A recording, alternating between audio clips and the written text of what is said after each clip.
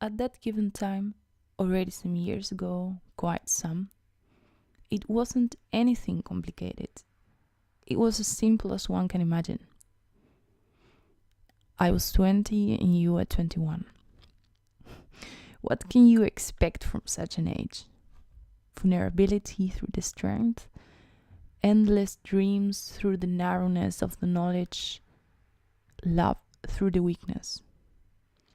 And at that time I was weak and weary, and I decided in my head to go alone. That was a moment where a certain decision was made. I decided to be brave alone. And all I wanted to do on that evening was to dance. That was my expectation for the evening, to be free enough to dance the whole evening alone, just for the sake of my soul. I knew before, actually twice, by mistake. I guess it's the advantage of a small city. And we danced together in the sake of the dance until the early hour of the morning. And I was happy to share this dance with you. I thought you danced differently than others. I felt that you moved with the same beat as I was moving. 9 days later, I wrote to you. May I say I would like to meet? As an impatient, just like that. And then it was just like that.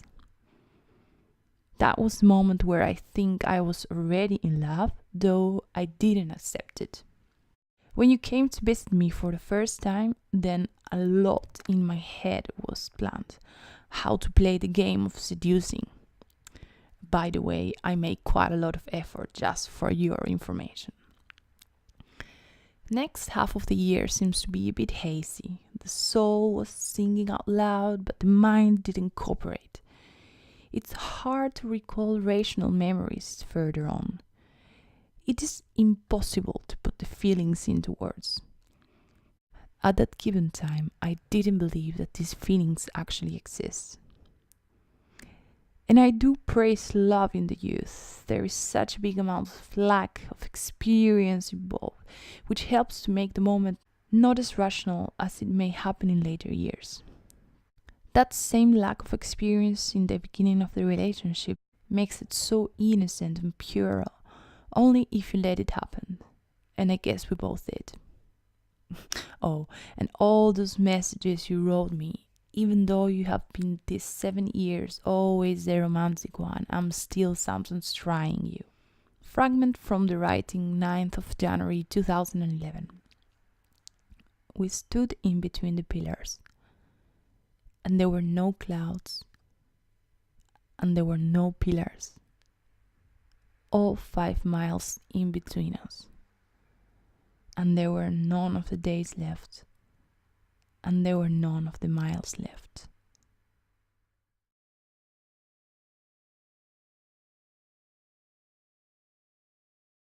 I think it was in 2012 when we first saw each other. I used to work as an assistant of someone, and that day she gave me her personal camera so I could send it to a technician for being repaired. It was a very short encounter. We met at the front of your building, and I just gave you the camera and wrote my boss's email for you to contact her back. I remember walking back to the bus stop thinking, what a friendly guy. A year later, I was in a different job. While checking my Facebook, I get a friend request from someone, and the strange thing was that we didn't have any friends in common. When this happens, I try to find who this person is, check the pictures and stuff. I thought he looked quite charming, so I accepted him. Minutes later, he wrote a message. Do you remember me? We met up once at the front door of my building. I started flipping memories in my head. Did he work at the cinema and gave me the tickets, or... Yes, yes, I remember it, the guy from the camera. And that's how we started talking. He seemed like a very sweet guy, and we shared a lot of interests. Cats, tea, movie, food, sushi. After talking for about a month, he finally asked me out for lunch. I didn't really know what to expect and felt very anxious and enthusiastic about it. Lunch lasted for like 4 hours. And after that, we went to a museum and visited an exhibition I really wanted to see. After that, we went for coffee to this new place I also really wanted to visit. It was around 8 in the evening. After, we went for a walk and suddenly it was midnight. At some point, we stopped. We were in some beautiful gardens next to a pond, and it was there when we first kissed. My house was 2 hours away from where we were, so he invited me to his place.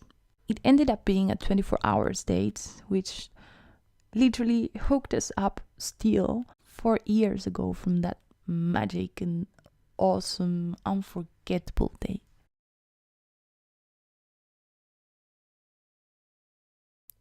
You hear people talking about it, you read it in poems, see it in paintings, this love at first sight. What an overly corny and pathetic concept, right? Well, it happened to me when I last expected it.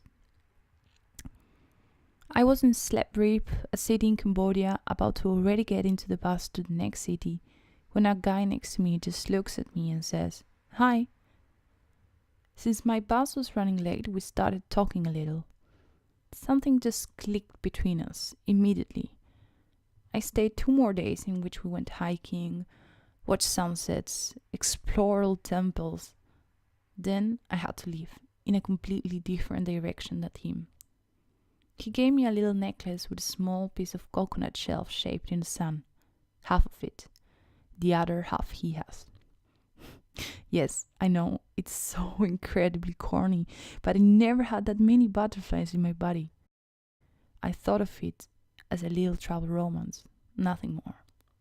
But as months traveling went by, I still could not get him out of my head. We never exchanged any numbers, Facebook. At that moment, I just wanted him to stay this beautiful memory without ruining it by constant Facebook updates, but I did regret it afterwards. 3 months later, I sat at the beach in Malaysia, and who suddenly stands next to me? Yes, it was him. Out of the blue, a big coincidence. At that moment, I felt that everything was possible, so incredibly happy and overwhelmed.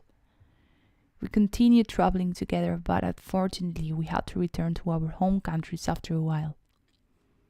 And there we are now. Different countries, different lives, different everything.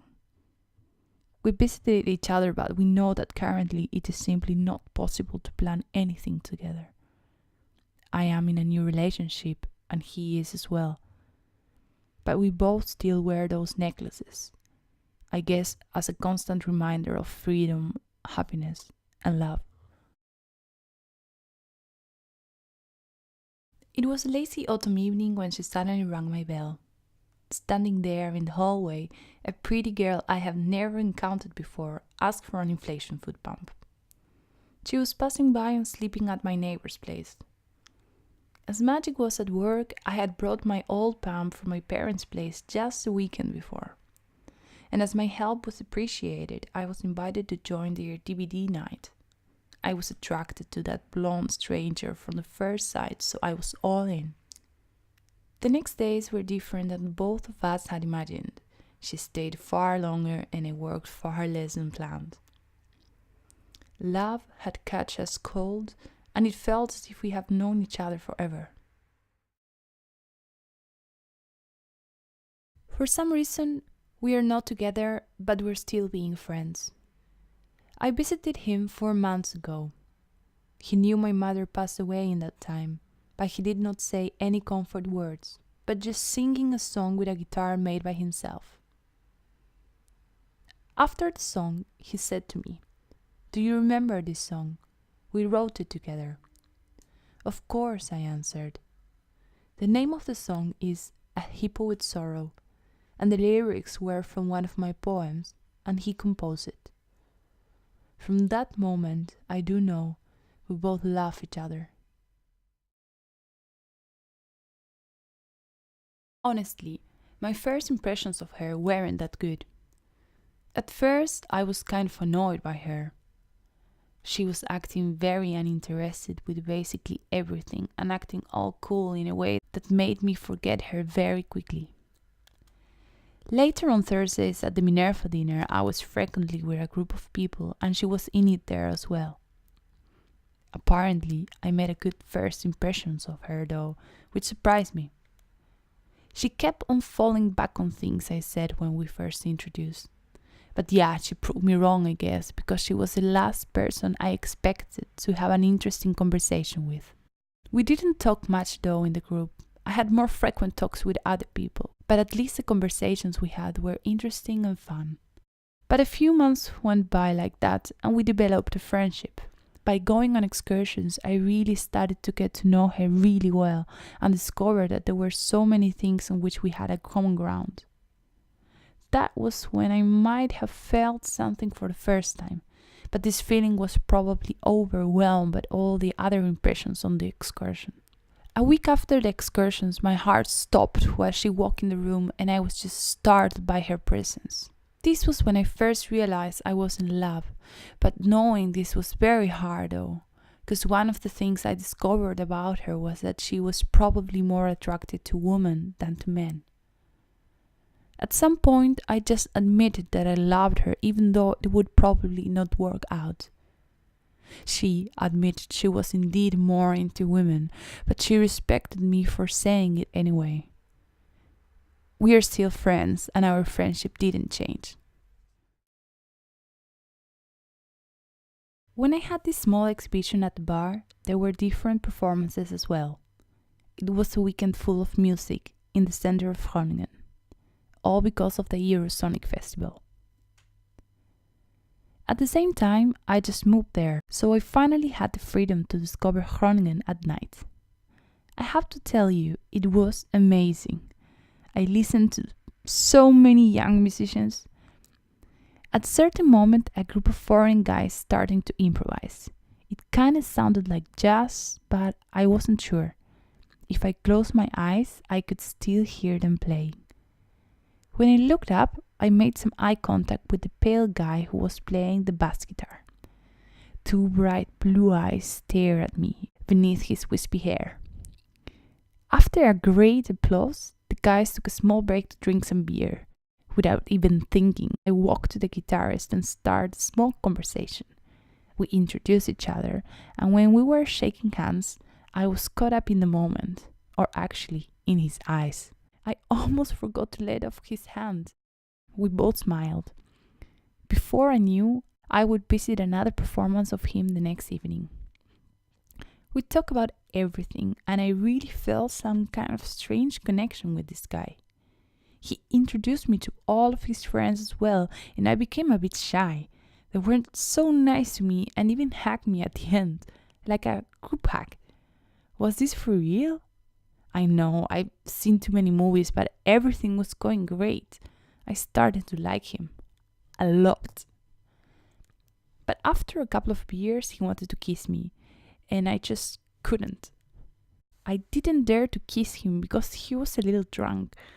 At the same time, all of his friends were watching us, and I didn't want it to be like this. Luckily, he understood. And I still kissed him on the cheek, though. He smiled happily. A few days passed by, and we had an official date. Yes, I was really excited and nervous at the same time. What if he doesn't like me? Or what if he was just playing around or looking for a hookup? I remember the snow on the streets. It was freezing outside, but my heart melted of anxiety. What if I wasn't good enough? We actually had an amazing date, and we went to different bars after a great dinner. We talked and laughed so much, time flew by. So when it was almost done, he walked home with me. We hugged, and I felt really like kissing him, but again, I couldn't. And something in his body language told me not to. Then my brain stopped thinking. He told me he wouldn't stay in the Groningen. Unfortunately, he had to go back to Serbia a whole month. A whole month? Before he went out, we were together one last time. We just talked a bit about our plans and stuff. In the end, I tried to contact him, but his answers were short, distant. He lived another life. He even stayed a few weeks longer in Serbia. And when he came back, we planned to meet again. But he never replied. He ignored my texts. He technically ghosted me. Only what's left of him now is a dream, a fragile dream I probably won't ever forget. We met at a big LARP event in Germany. Me and my friends were playing a group of Vikings, and he and his friends were playing a group of orcs. It was the first night of that week, and me and my best friends were looking for a place to drink in the tavern. We spotted 2 empty seats at the table and got into a conversation with the people already sitting there. They were from the orcs group, without their costumes, and halfway during the night they were joined by the rest of their friends, who joined our table as well. That was the first time I saw him. He was holding a gigantic drink horn filled with sangria that instantly made him interesting. They invited us to a party at their camp the next evening, and of course we went. Again, we got really drunk, and that night we ended up kissing by the campfire after being heavily wingmanned by all our friends. Nearly every night of that week we would visit each other. And on the last night when we had to say goodbye, he gave me a hug that was so warm and loving that I felt safer in his arms than I had felt in a long time with anyone. Because he was from Denmark and I'm from the Netherlands, and because he is 19 and I'm 25, neither we or anyone else thought of our love was going to be anything more than a week of fun in Germany. But afterwards, we stayed in touch. We would send each other messages and got to know each other a lot better, and it turned out we had a lot of things in common. Meanwhile, I moved to Barcelona for my internship, and after 2 months I invited him to come and visit in his holidays. He would stay for a week, and I was a bit nervous because I didn't know what to expect. And also, it would be literally the first time we would be together when we are sober. But the week was amazing, and it had the same loving feeling. I fell for him in Germany, and I fell again every time he put his arms around me. When I dropped him off the airport after our week in Barcelona, I cried on my way home. After that, we decided that we wanted to give this relationship a chance, and we've been in a long-distance relationship since. We visit each other once a month. The time in between is difficult, but the moments when we are together makes it worth it. On the 14th of July of 2014, I went to the Herrenhaus, Spielslausen, in Groningen, to the Osho Bare Feet dancing party. Every month you can dance from 9 p.m. until 1 a.m. From 7:30 p.m. there is a meditation.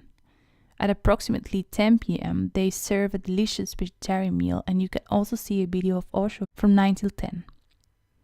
That night I went alone and did the biodanza meditation. It was the first time I joined biodanza, and I love it very much. I felt very happy and free after that. I started dancing after that, and my body knew where to go, how to move. I was just following the flow. In that time I listened to the Terror music a lot. Very meditative music, and I thought the Terror is a very good looking man. On his CDs he looked so calm, soft, smiling, strong, conscious man. Really totally out of the blue, I saw a man on the dance floor which reminded me of the tour. He was dancing very relaxed, on his own, smiling very soft, looking happy. His eyes closed, and he was really dancing lovely, totally in the music, in the moment. I moved towards him as if I didn't have a choice. I wanted to look at him, to see him nearby, to dance with him. I could see him easily because he is tall. I saw him from the other side of the room where I was dancing.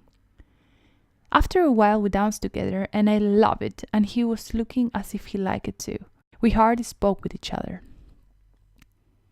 When the food was served in the other room, he went there.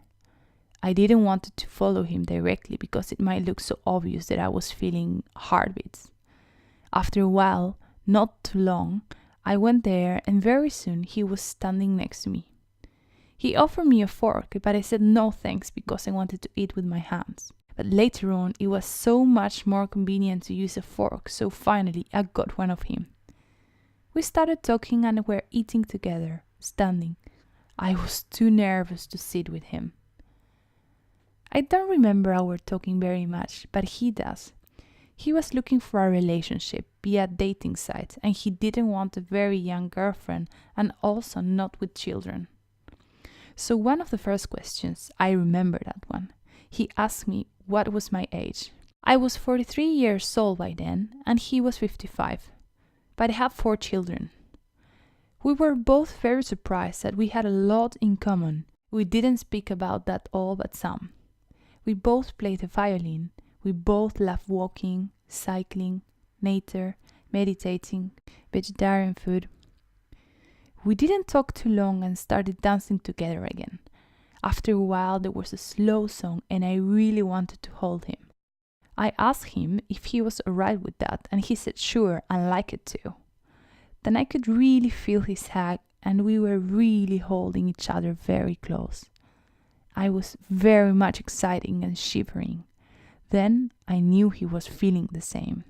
We danced all night until at 1 a.m. everyone is holding each other's hands in a circle, singing the end song together.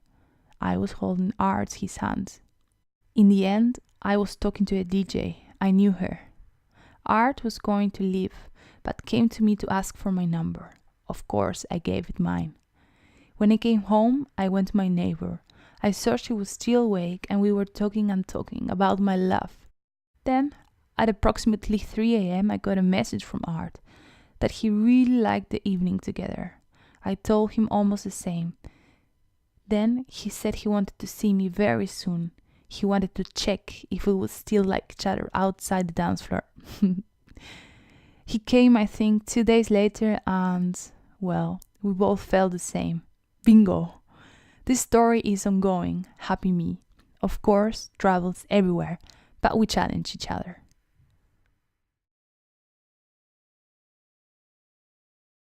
Young love is a terrible affliction that I could not escape. My story is about an seemingly unending tale of love and hate that began at a young age between me and her. Even though I write this in a somewhat mature and sober account of what happened, the events that transpired are far from it.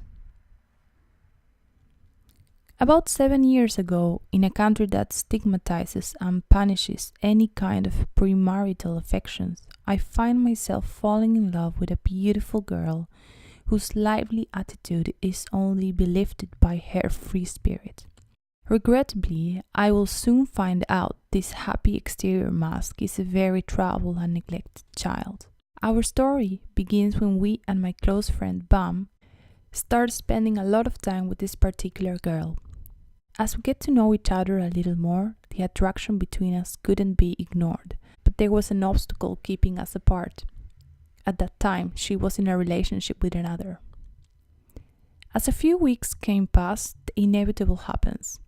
We become intimate with each other over a game of truth or dare, even though she was still with him.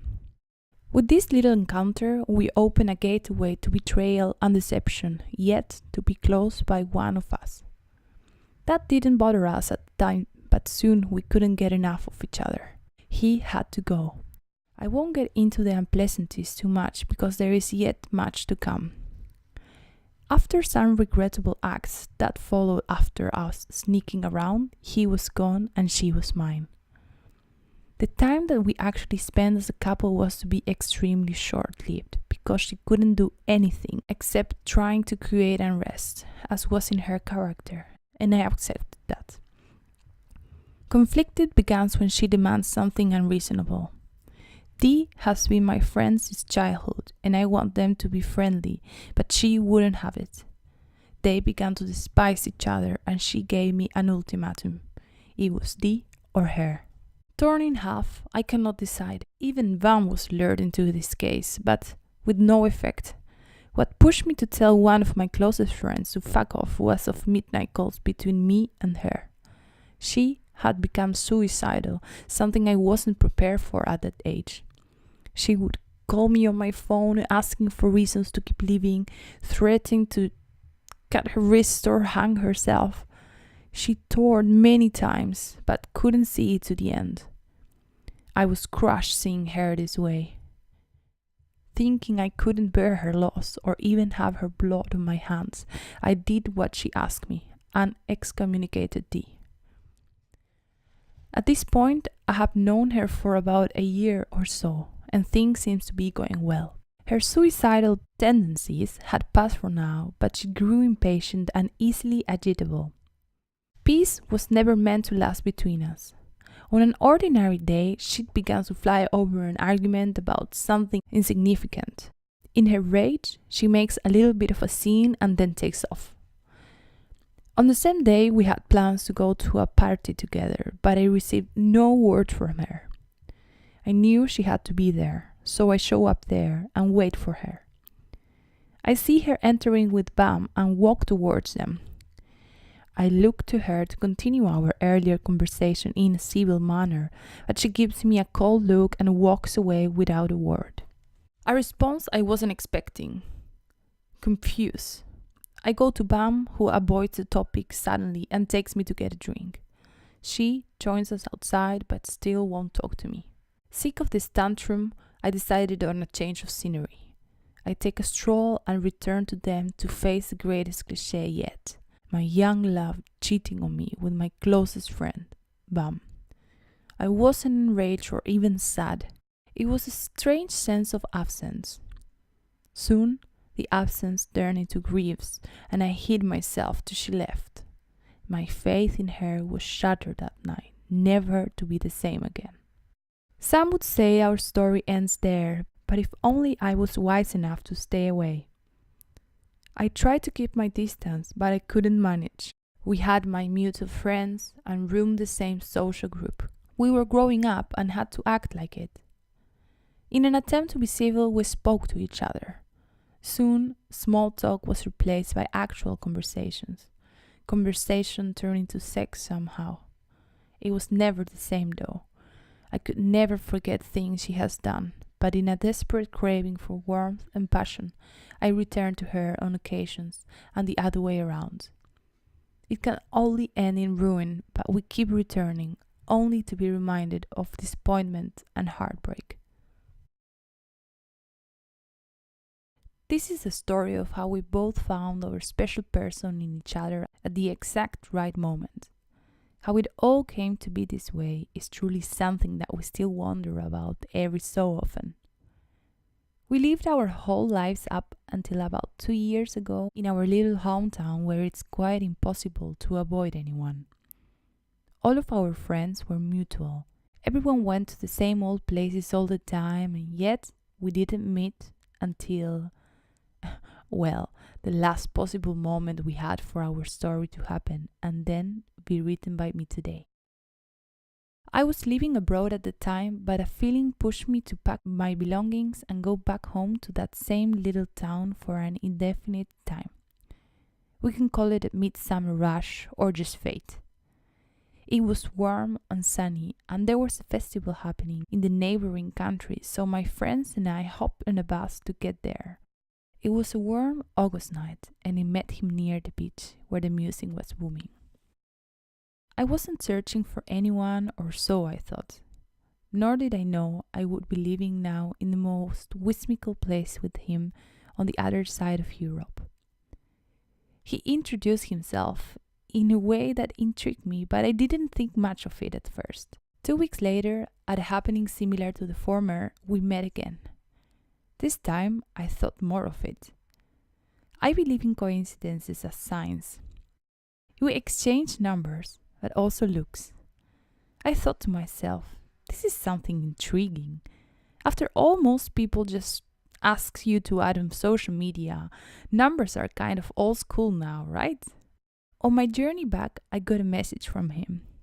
As cheesy as it sounds to me now, he sent me a quote from the Cheshire Cat instead of a, "Hey, how is it going?" I was smiling at my screen and thought it was sweet. We agreed to meet, and he was in a hurry. He was leaving in 2 days to study abroad. The next day, he called me to check if I was coming to meet him. I was excited. I couldn't sit still. He told me how he liked me on that same day, just hours before he had to leave. A week passed since he had left, and I got a message from him on Facebook. I was so happy and fixated on my phone, I ignored my friends the whole evening. The fixation on my phone continued for weeks. Soon enough, I left home and went back abroad. Then, I went to visit him and spent 4 unforgettable days. Then, he came to visit me for a week, and it was magical, but I cried so much when he had to leave that it hurt. Then, he missed his flight, and I had to watch him leave again. Eventually, I packed my things again and took a bus, then a train, and a bus again, and I moved with him. We were together, and finally neither of us had to leave today, in 4 days, or after. As I started to get to the flow of my life path, I know I had something missing. I had everything: friends, motivation, love for myself, and other sensations I never felt. Someone has told me that there was a yoga class in Minerva. My eyes sheared, and without hesitation, I just went to the class. The class was 3 students and a yoga teacher. The teacher was looking really healthy and with a lovely smile on her face. She was tall with a greeny, yellowy eyes, and she smelled like flower of spring. It was overwhelming to my soul.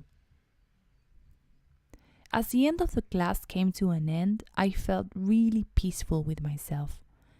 I left the class and I just wondered when the next class would be. So, I'm telling you the love story about my sister, Tamara, and her boyfriend, Lucas. My sister was in her final year in school. There was a prom, which is always organized by the students. The prom is opened with a dance, and all students dance.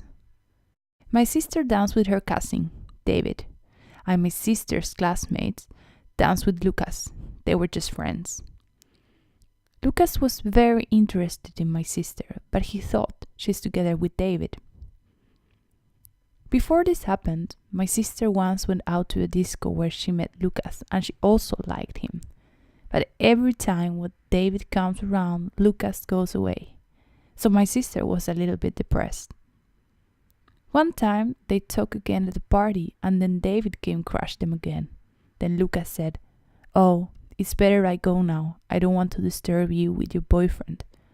At this moment, everything came clear, and my sister told him that he's just her cousin. And then they fixed a real date and came together. Now they have been together for 6 years and recently bought an old farm. They want to renovate it and want to buy many animals. They are so happy, and for me, they are the real dream couple. My boyfriend and I met about 2 years ago online on Tinder. Yes, Tinder. We didn't meet for a very long time because I didn't want to meet him. He seemed too perfect to be true. Then there was a time I said yes to meet, and he said no, because I said no that often. He said he wants to meet someone who wants to meet him. Then I moved away from Groningen and we did not have contact. My life had a sudden change and I came back to Groningen, and by mistake I found an unread message from him on Facebook in a hidden folder from spam. The email was 6 months old already. After a short chat, we decided to meet up at a monthly rave party. I was there waiting for him, and it was raining really bad, and I thought he wouldn't come. I was really nervous. And then I saw him, and the first thing he did was take me by my head and just kiss me. He didn't even say hello first. This was the moment I was completely falling for him, and this is the moment since we are not splittable anymore. So we know each other for nearly 2 years now, and we are together since 7 months.